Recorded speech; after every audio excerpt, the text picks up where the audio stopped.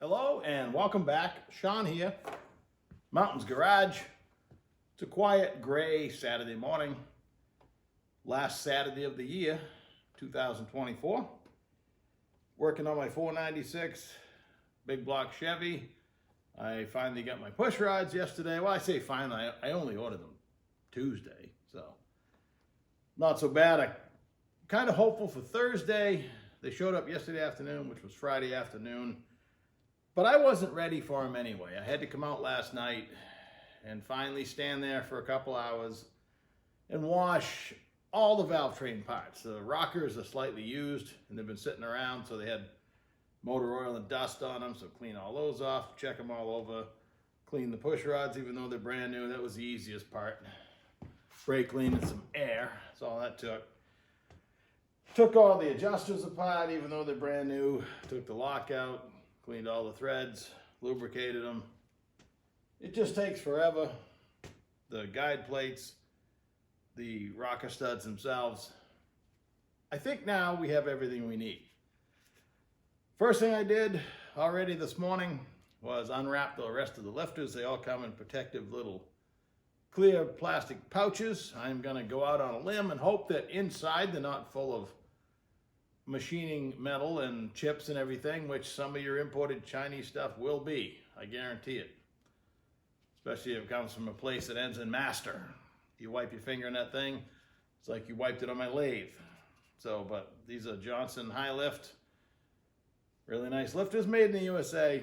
They come in a nice protective sheath and they tell you to take them out, oil them, and put them in the engine. Now, on the subject of oiling your lifters, much debate.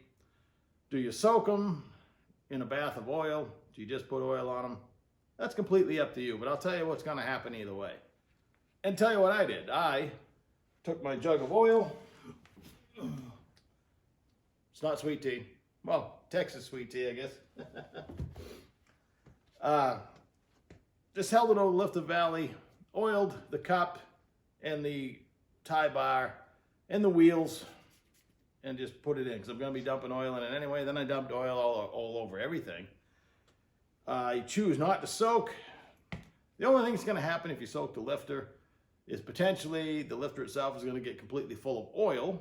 And when you go down to zero lash, when you go to adjust it, and then you go your preload, which for me is going to be 5/8 of a turn, it's probably not going to be able to compress the oil that's in the lifter, so it's going to open the valve. And it's going to hang open for a minute or two, and if you watch it, it'll come right back up and never be a problem again. But it might mess you up if you're watching the valve open and don't understand why. So as long as you're aware of that and you understand that once you set the preload and the lifter bleeds off, you're good to go. As far as soaking the whole lifter, I'm going to run a drill and an oil pump primer as soon as I'm done adjusting the valves to get oil all over everything and also make sure I have oil coming out of all my rocker rounds. So that's my plan. You could do it your way, but as far as to soak or not to soak, completely up to you. Just be aware that one may cause you additional, not trouble, but additional symptoms. So first thing we need to do, and we have to discuss where I'm going to place the engine while I'm doing it. First thing I need to do, you'll notice I don't have any of the rocker studs or guide plates on because you have a little bit of adjustment, which is going to affect where the tip of the rocker rides on the valve stem. With push rod length, we've adjusted it this way and we're hitting the middle, but side to side, that's in your process of bolting down the rocker studs and the guide plate, which goes underneath. You have a little bit of play to try to center the valve. Now, if what little bit's available, AFR, who made the cylinder heads, supplied the guide plates and the rocker studs. I went ahead and bought different rocker studs, longer ones to take advantage of the deep, blind rocker stud hole. That's my choice. You don't have to. I just want to take advantage of all the threads that I can. And the intake threads are really short, maybe 7/16 of an inch. I'm going to seal that hole because it goes into the valley. And it may go other places, I don't know. It's an open hole. I'm going to put sealer in the threads. I'm going to put the engine on top dead center of compression. I'm working on #1 cylinder. That's not where I'm going to adjust the valves, but I want the camshaft on its base circle, and I can actually watch it because I don't have the intake on it. So I can assemble both rocker arms. I'm going to loosely put the rocker studs in, assemble the rocker arms and push rods, and see how it looks side to side.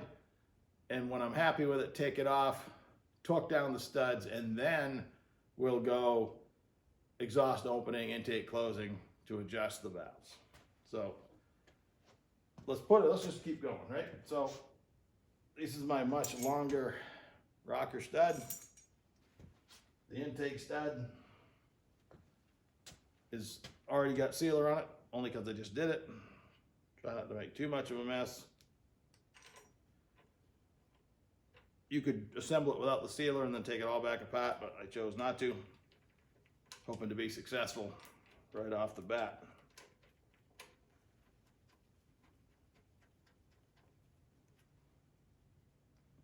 Just gonna go down finger tight. I'm not gonna oil my push rods yet, even though there's oil on my lifter because I oiled the hell out of it, and me being me, I have to put them all in the same way so the writing would be correct. If you were to look at them, now you don't know which way I put it. Yes, this is why it takes me forever to do things, but that's okay. Now my rockers.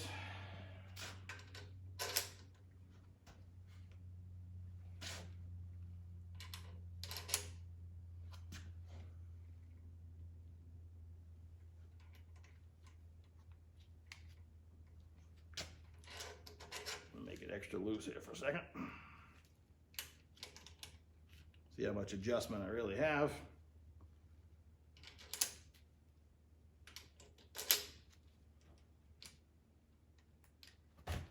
More than you think.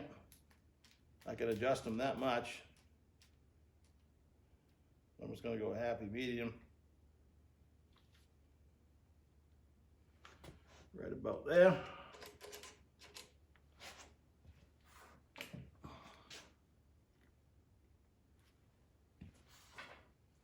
Torque is 50 pounds.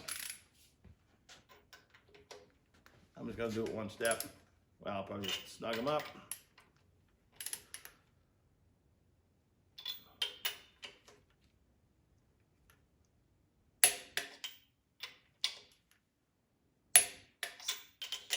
I always make sure that if this slips, because in this case the bend of the guide plate affects the socket some, and I'm not one to wail on my torque wrench. Just ease up on it, let it click. You don't need to go click, click, click 3 times because the sound makes you happy. Cover the sealer. Now, I've already got oil down below. On top, I could choose oil or I could choose assembly lube. Just put a little bit on the rocker, excuse me, on the push rod tip. A little bit on the rocker stud's not going to hurt. Tip of the valve. This will not affect my adjustment. The stuff's thick, but it's not that thick. Make a nice mess.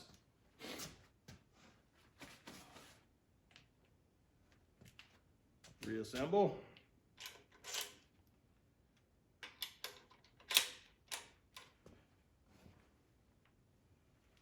Your longer adjuster goes on the exhaust. The shorter one goes on the intake. That's going to be for the stud girdle. I'm just going to start these on here because I'm not in the right position to adjust the valves. We're going cylinder by cylinder. Now I need to put it so the exhaust just starts to move, and I'm going to do the intake. Exhaust just started to budge.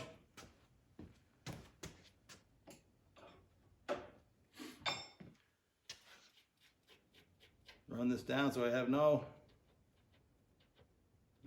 I'm not interfering with anything.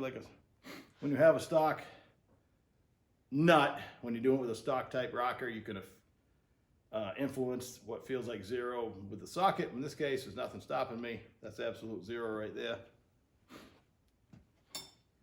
I'd already calculated one spin of the nut on a 7/16 fine thread stud goes 50 thousandths, so I'm supposed to have 30 thousandths preload of the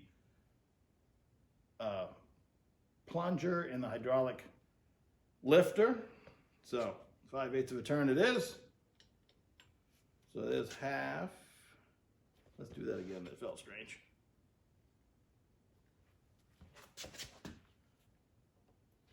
No, okay. I could feel, it felt easy and then it started getting hotter, but I'm watching, as soon as I go like that, the plunge is moving, so. There's a half. And that. Now to lock it.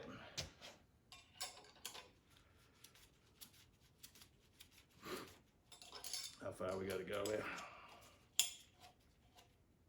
Ways. I like to move them both at once. I lock this one as hard as I can. Get a comfortable spot. And tweak them both a little bit. Now, let's go to the intake valve opens and starts to close. Like that.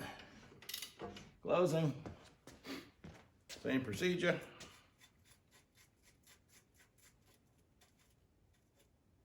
That's zero.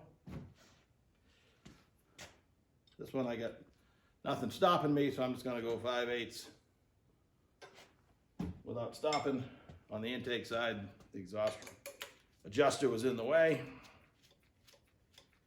Run this down till it stops.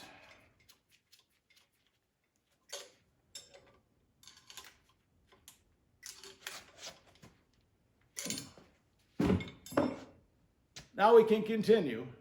I'm going to put cylinder number 3 on compression, top dead center. Same procedure. I'm going to go right down the cylinder head because it's easier. And then I'll spin the engine over and do the other side. It's going to go fairly quickly, but you know how that goes. All right, I'll be back.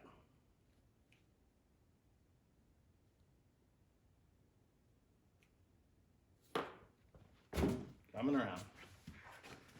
Must have taken longer than I expected. And just like that, half the engine is done. Almost. If you were paying attention, and clearly I was not, I had it in my brain, and I was correct on half of this, that the longer push rod goes in the exhaust. Not thinking I also put the long adjuster on the exhaust, and that's not the way it goes to fit the stud girdle. I adjusted this side, go to put the stud girdle on, and it was blatantly obvious that I made a mistake. That's what it's all about. Making a mistake, that's human. Finding it before it becomes a problem, that's probably the line between mediocre and not. So the stud girdle itself is spring loaded. So when you go to adjust the valves, you can do 2 at a time, or you can adjust, you back off all the outside pieces. It simply fits down over the adjuster. I like to put the shoulder of the adjuster just even with the inside of the upper and lower. Takes a little tweaking to get it on there. Then it's a simple matter of tightening up the outside bolts. A few things I forgot to cover is the point of valve adjustment where I went down 5/8 of a turn. If this was a solid roller, and I pretty much wish it was, I'm a solid lifter guy. I don't mind doing valve adjustments. You don't have to do it that often when things are right. Very seldom, actually. To put that in perspective, your big diesel engines that go 1,000,000 miles on the highway, they're solid lifter. So yes, they turn low RPM, but lower RPM, but still. Just because you have solid lifters doesn't mean you're chasing the valve lash all the time. Once you got your initial adjustment, maybe the secondary adjustment when everything breaks in, from there on in, things should not be moving. If they're moving, probably trying to tell you there's something wrong, and if you have to go in and check them every now and then. It's kind of keeping you abreast of what's going on. Where with a hydraulic roller setup, you're just going to run it till something falls off. So I got to go ahead and, put the engine back on TDC for each cylinder, back off the adjuster studs. You shouldn't do them with them open. And then go around and adjust them just like we did the first time. And I don't mind doing that. You get into the groove. If I film myself now, I look much more natural because I've done it 8 times on one side now. So, ready for the valve cover over here, the gasket and the valve cover. I found these stainless stud kits on eBay. They're made by Rogue. Never heard of them before. I bought stainless studs for the valve covers and they come with nuts. I bought stainless studs for the exhaust. They're not here yet. And I bought stainless intake bolts, Allen head, socket head.